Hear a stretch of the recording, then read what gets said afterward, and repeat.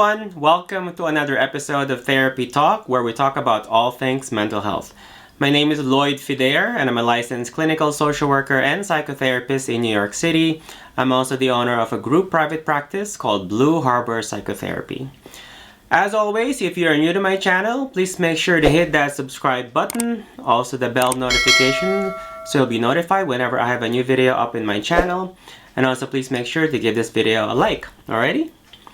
Okay, in today's video, I will have the wonderful opportunity and honor of speaking with a wonderful individual who was kind enough and brave enough to talk to me and share her mental health journey. Her name is Mahnoor, and she is from Houston, Texas. This is all part of my series called Faces of Mental Health, where I talk to individuals and learn more about their mental health journey. So here is my conversation with Mahnoor. And joining us now from Houston, Texas is Mahnoor. How are you doing? I'm good, Lloyd. How are you? Good, good. Thanks so much for joining us today at Therapy Talk. Thank you so much. Thank you for having me. Yeah, my pleasure. So for those who don't know you, why don't you tell us a little bit about yourself? Yeah, so I am based in Houston, Texas. I was born in Pakistan, originally from there, but I've lived in lots of different places. Yeah, right now I'm working for Fortune magazine, and um, I studied from Houston, and yeah, I'm very passionate about this subject that we're about to talk about. So I'm excited to be here. Well, let me ask you about that. What got you interested in the topic of mental health? Yeah, so yeah, I didn't really care for it or know anything about mental health issues until I started going through it myself. Okay. And that was back in 2015, during my senior year of high school. And I was when this happened, when I started to get depressed, I did not know that what I was experiencing was depression. Mm-hmm. And it wasn't until a close friend who I was seeing at the time, was with at the time, he was like, okay, you are like not okay. Something is wrong with you. You need to go to the doctor. You need to go to the psychiatrist. And I was very, because in our culture, we don't talk about these things. We Yeah. don't openly talk about it. We don't know about it. There's no awareness. So he could see me withering away day by day. And the symptoms that was experiencing at the time was like hopelessness. I was just frightened all the time. And I was just like thinking about death a lot. And it was just a Okay. very dark place that I was in. Yeah. And so he said, you need to go see someone. And I was like, what do you think? I'm crazy? And he's like, no, that's not why you go to a psychiatrist or a psychologist or a therapist. I was like, okay. And then it wasn't until these psychological issues started manifesting into physical symptoms that I was like, okay, I need to go see the doctor. So I was having palpitations. I Mm-hmm. was like getting out of breath when walking up the stairs, and it was just a weird time. So me and my dad, we went to the cardiologist, and we got my EKG done and everything, and they said that your heart is fine. Okay. You're fine, Good, good. but you need to go to a psychiatrist because these palpitations that you're having is because of anxiety and depression. Got it. So it wasn't until the doctor said it that we believed, like, okay, like this is something legit. We need to go. Yeah. So yeah, so we went, and that's when the guy, the doctor, he diagnosed me with depression. Okay. And yeah, I went to therapy for I think 2 months, and it helped a lot. I got out of it. Looking back, is there something that potentially triggered the depression and the anxiety, the symptoms that you experienced? Can you think of anything that probably triggered it? Yeah. Yeah, for sure. So, there was a death in my family of a very close, so my mom's brother, Mm-hmm. who was like very close with me. He was like 34 or something, and he suddenly died of a cardiac arrest. Like it was very random. He had no history of heart disease or anything. And he had passed away like 10 months before I started to get depressed. Okay. So one would think that the initial reaction would be to for me to fall into depression right after his death. But what I've seen is that the more you kind of don't deal with your emotions, and that's why you need therapists to like kind of be self-aware and deal with your emotions and let it out. Um, Everybody has different responses to traumatic life events, and Yeah. it can your like what's it called, like your reaction or your sadness or whatever can come like a lot later. So a lot of people Yeah. are fine in initial like reaction is fine, or they go into shock or something and they're in denial, and then suddenly it comes out like a year later. So Yeah. that was the event I think that triggered it. I'm very sure it was, because that is those were the topics that I was thinking about, death and like how did this happen, and there was guilt and why did I not like spend time with him enough, or these kinds of things. And yeah, it's very important to deal with these emotions at the right time before the onset of depression. Like, Yeah. Now, I know you mentioned earlier about your religion and your culture. How does your Muslim Islam, right? Okay. yeah. So, how does your religion and also your culture view mental health? So uh in my religion, I think I always say this because I don't think the religion is wrong. I think the way people interpret the religion and how they practice it is wrong. So the religion is fine. The people are not perfect. Okay. So there in the religion, there's nothing that says like, okay, like you don't go see someone for mental health help or anything. It's the people and it's the culture really. So and I've seen a lot of Muslims like they think that being sad and being upset or being like, what's the word when you're mourning, yeah, so when you're mourning someone or Morning. Yeah. mourning a loss or something, grieving, that is Evening. considered like a weakness maybe. Okay. So you don't have enough spiritual strength, so you are not as connected to God. You need to find the strength in God and just move on with your life. Okay. So if anyone is going through some kind of mental issue or psychological issue, they're like, you're not connected to God, you need to like pray more, or you need to Okay. have more faith. And I don't think though, I feel like it's a combination. So these things need to go hand in hand. So for example, I always say like, okay,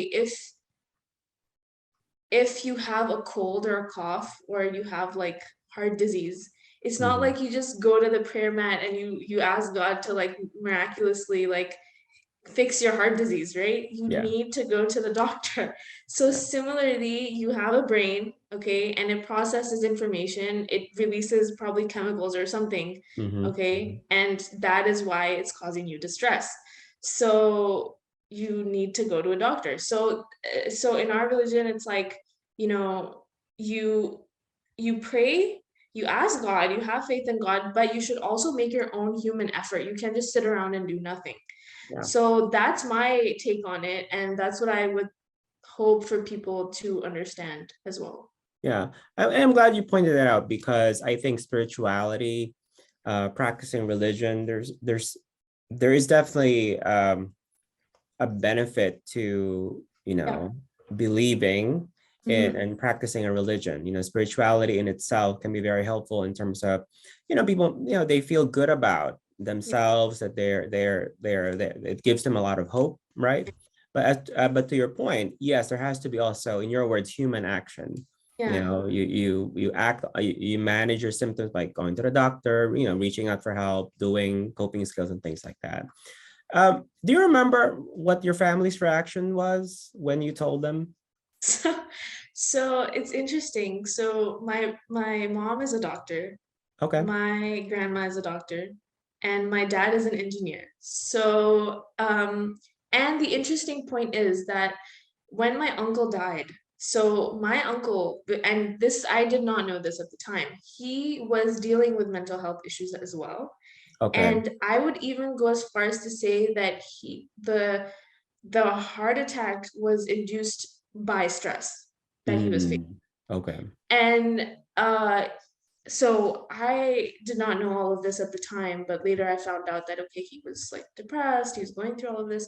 So it was there in the family, and I feel like some families or maybe genetically people have a tendency to have psychological issues or they're more prone to depression, Yeah. maybe. Hmm. But so it's not like my grandma and my mother, they didn't know like okay what's happening, so they knew that this thing exists. But my father had a very interesting reaction, and he was just like no, like he was one of those people who was like what is this, like this is like Mm. not it. He used to tell me like you just need to pray more, like, and he was like look at your grandma, she just lost a son and she is fighting through it so well, Hmm. and how are you like not okay?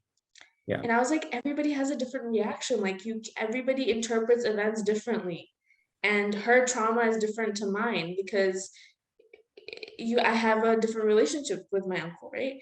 So he just was not up for it until the cardiologist said that we need to go.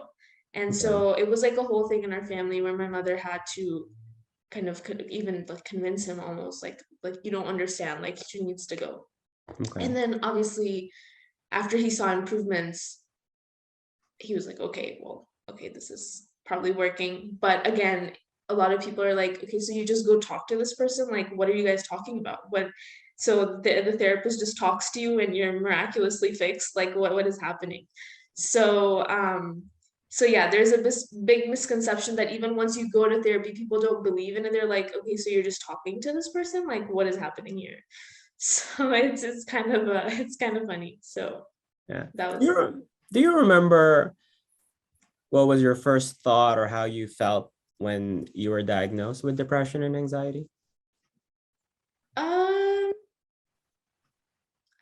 I don't I was, I guess by that point when the doctor said that, okay, like this is I don't know what he said, like classic depression or something. He's like, you have classic depression. I was like, okay, well, I kind of knew at that point, but I was just, that was a very bad time because that was my first, uh, bout of depression, and Okay. it was so scary because when you're in depression, when you're in the depths of it, it's like you're never gonna get out.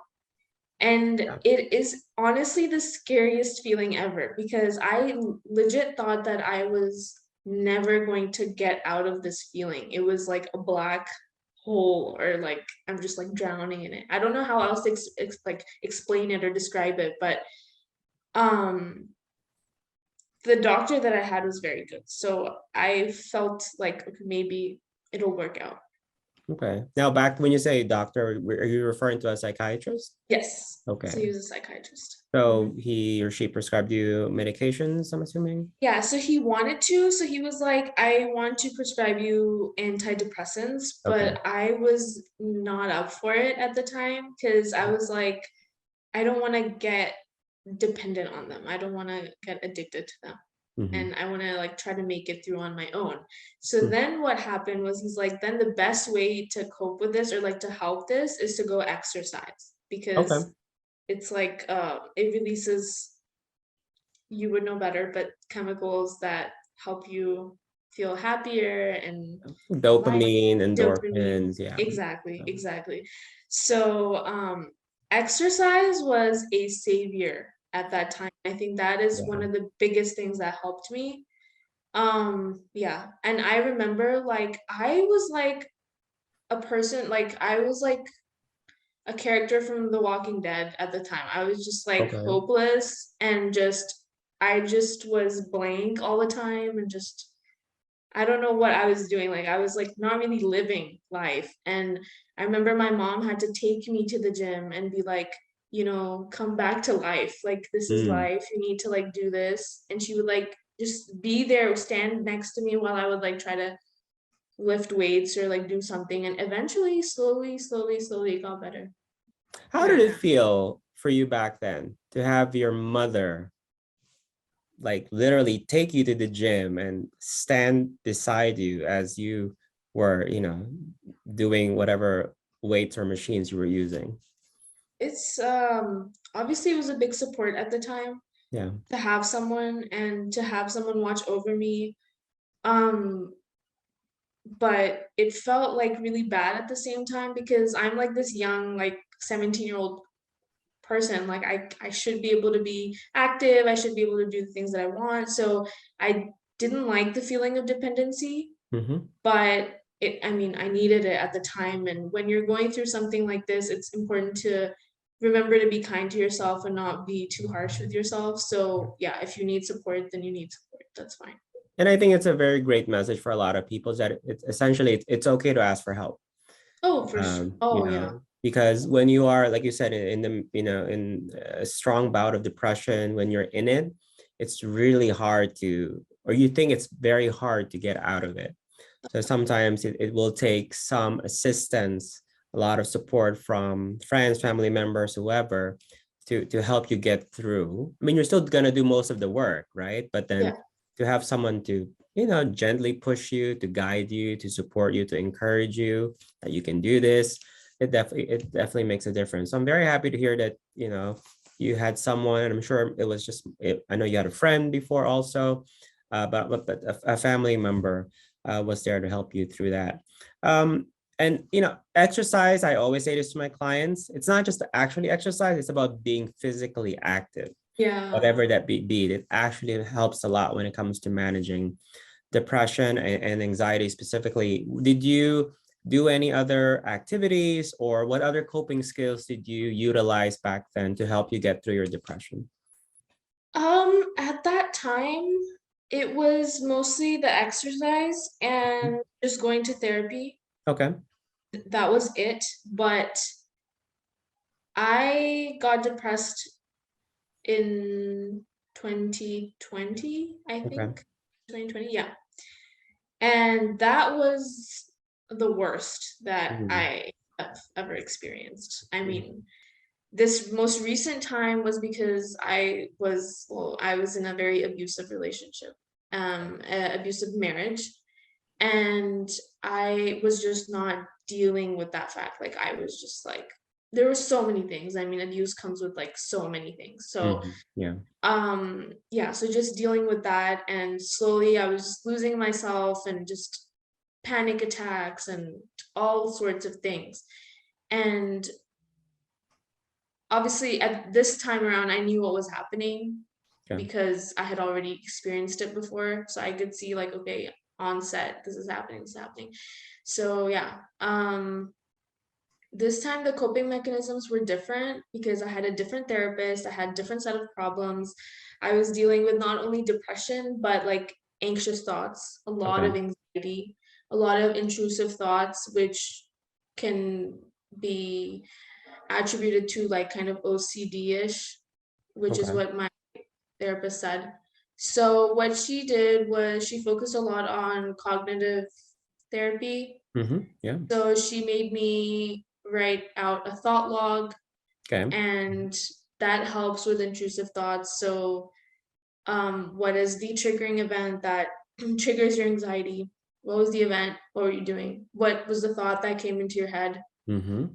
And then what what things do you have to like what evidence do you have to Yep. validate that thought, and what evidence do you have to disprove that thought? Because when you're dealing with intrusive thoughts, you can get the scariest things in your head, Oh yeah, for like, sure. Yeah. and it feels so real, like and it just like it's so unsettling.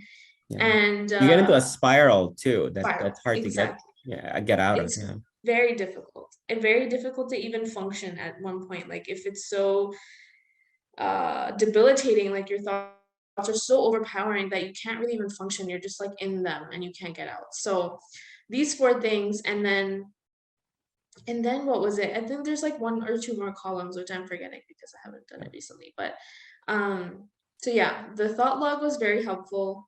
Then there was like a grounding technique Okay. which really was helpful. So 5 4 3 2 1, 5 things you can see, 4 things you can hear, 3 things you can touch, etc., etc.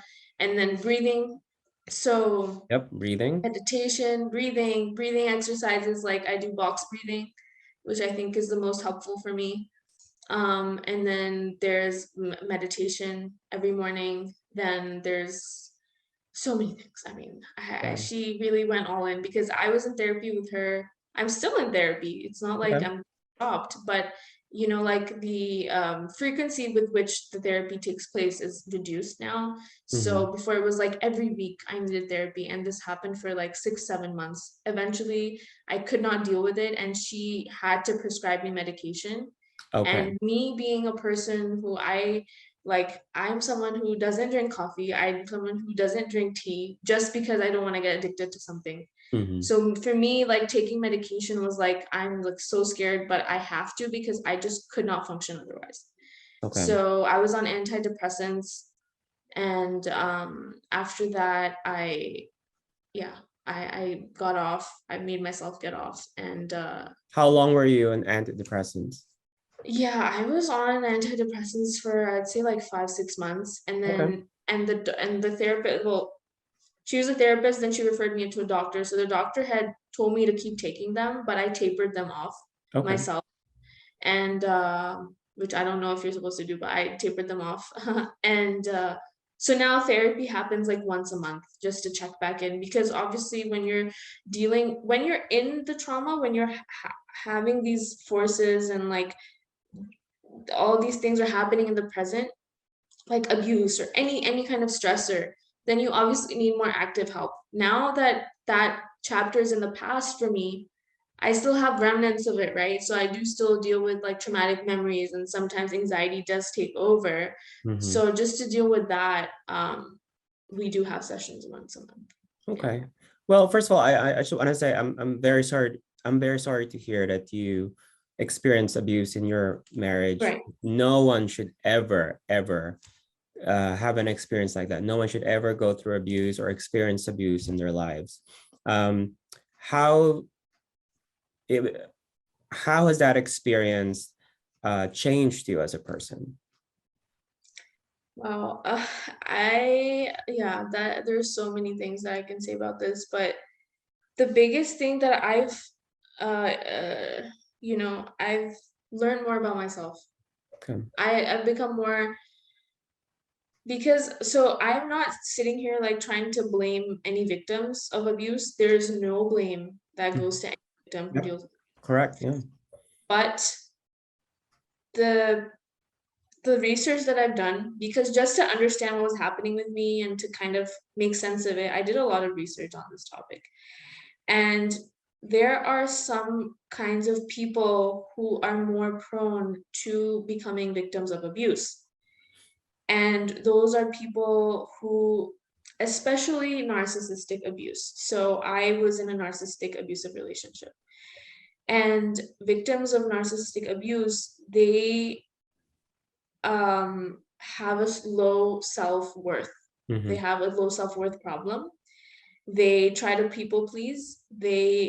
And because of that, they accept things that they don't deserve. They settle for less. They kind of justify abusive actions towards themselves, and that's why they end up in these relationships. Or I mean, abuse can happen with anyone, Yeah. but the fact that you stay for a long time and you kind of still like try to keep going, Mm-hmm. that is what differentiates a person who has low self-worth and self-esteem issues, or another person. Yeah. So the biggest thing that I've learned through this experience is my own worth, what I deserve, what I don't deserve. Yeah. Okay. I've My eyes have opened to so many red flags that now I can see in people, which before I maybe could not. And toxic traits, what to look out for in a person. Yeah. And the biggest thing is building my own self worth Yeah. is the biggest thing that I've learned. And I know how important that is. So Yeah. there's so many things. I mean, everything teaches you a lesson in For life. So, sure. Yeah. Now, what did what kind of role did your family play during this difficult time for you? so um, the interesting thing is, the thing that we just spoke about is that we need to ask for help. I have learned that I did not ask for help enough. And Okay. that is very dangerous, and you need to let your guard down. You need to let people know around you that you're in trouble. So while I was being abused, nobody really knew what was Mm-hmm. happening. And so I could have gotten out of the situation way before if I had told someone. Okay. Okay. And so the biggest thing that my therapist taught me was that you need to ask for help.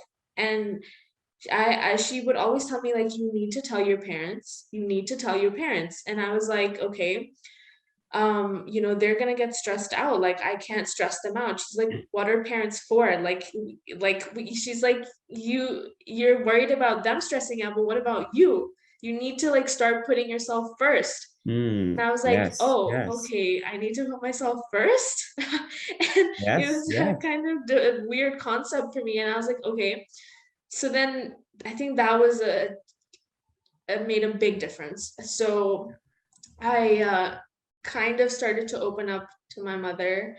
And this was all very difficult because I was all the way in Pakistan and my parents were here. I did not have any family over there.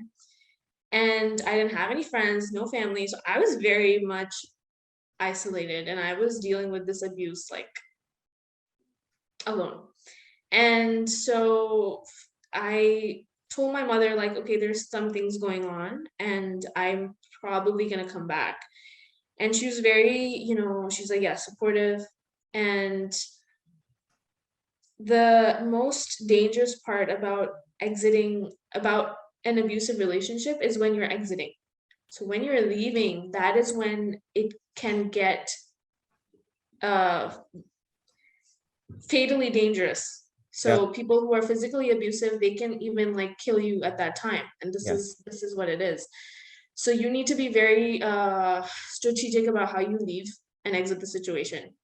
And my mother played a huge role in that whole process. I safely got back here to the US, and Good. this couldn't have happened without, my mother, my grandmother, and yeah. Yeah. It's a big thing to always remember about safety. When I used to work with individuals who are victims of abuse, one of the things we talk about is, do you have a safety plan? Yeah. Yeah, because you are very right. There is always a risk for harm. Yeah. Someone can get killed or harmed because they're trying to get out of an abusive relationship. So it's really important to have a safety plan, and that includes people that will support you through that process, because it can be very difficult to go through that. And I'm so happy that you had a lot of support during that time and that you were able to get out of that situation. Now, I know you've been in therapy, you have taken medications, you have a lot of support. How do you feel today? Today, I feel more confident. I feel more self-aware. And a lot of the credit goes to my therapist because I would have just been in that relationship still if I didn't seek her out. And um, when I started to notice these red flags, which she was pointing out to me, and um, that started to reflect in my interaction with my ex-husband, Mm-hmm. he would realize that the therapy is having an effect on me, and he tried to cut me off from therapy too. Oh, okay. So I mean, it was making a difference. Like, I was starting to realize what's wrong, what's right.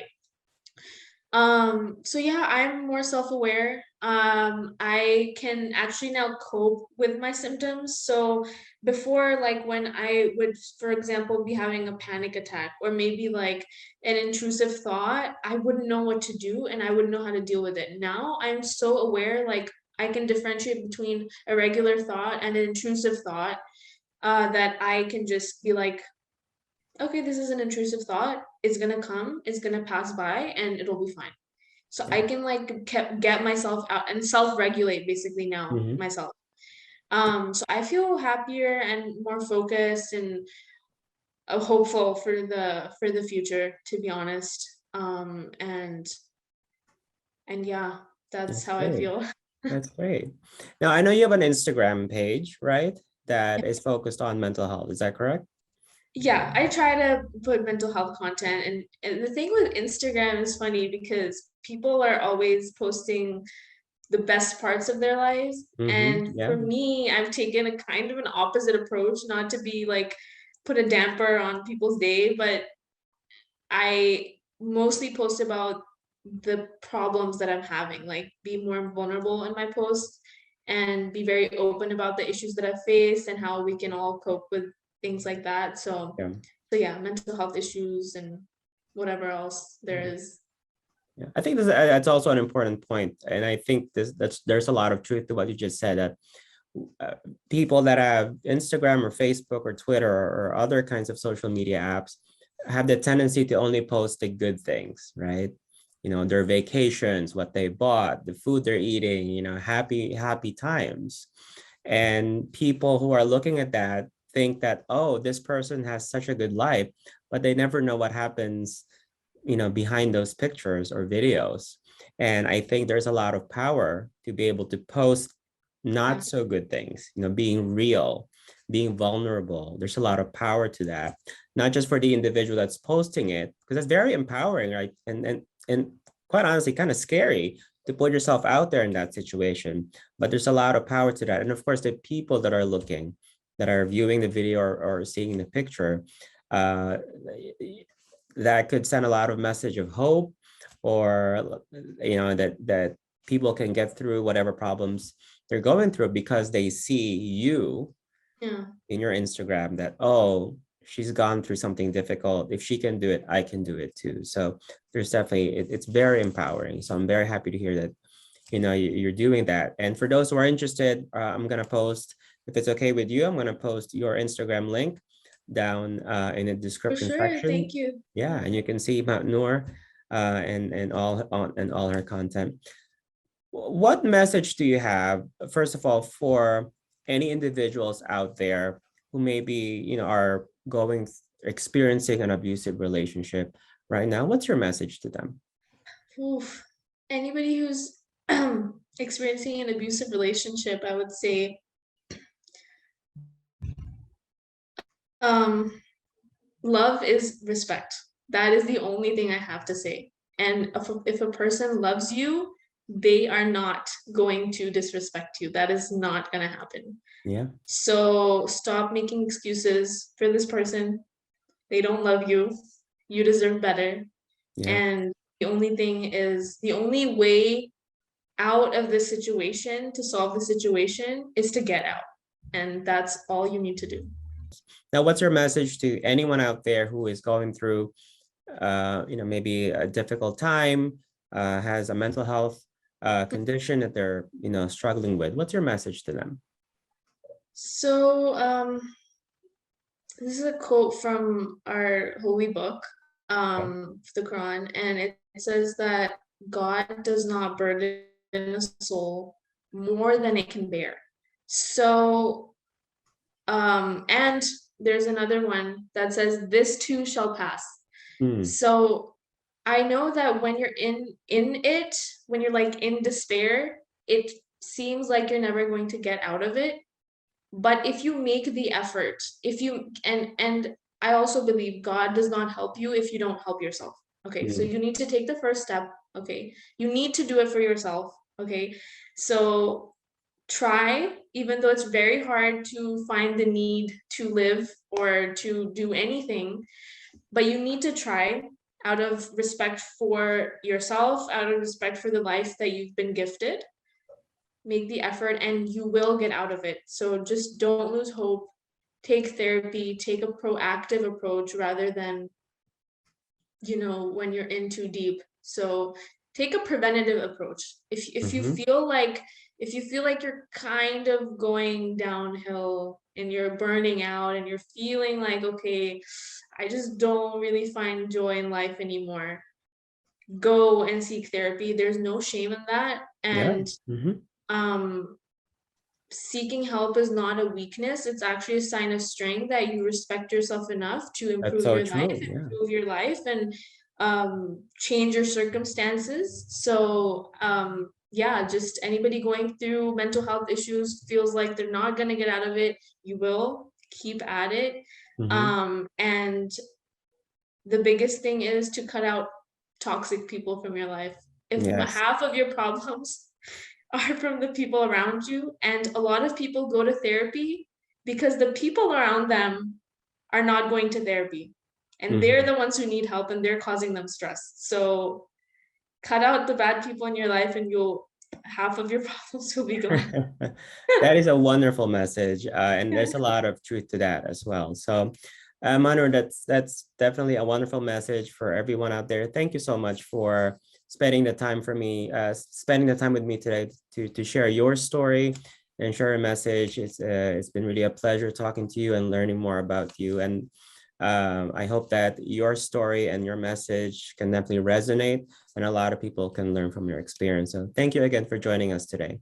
Thank you so much, Lloyd. And you guys, the work that you guys do is actually life changing. You guys save lives and you guys don't get enough Oh, credit for it. So I'm happy that you're doing this series and I'm happy that you spoke with me as well. oh, thank you so much. That means a lot. And thank you again. And I wish you good luck on everything that's coming your way. A lot of good things coming your way.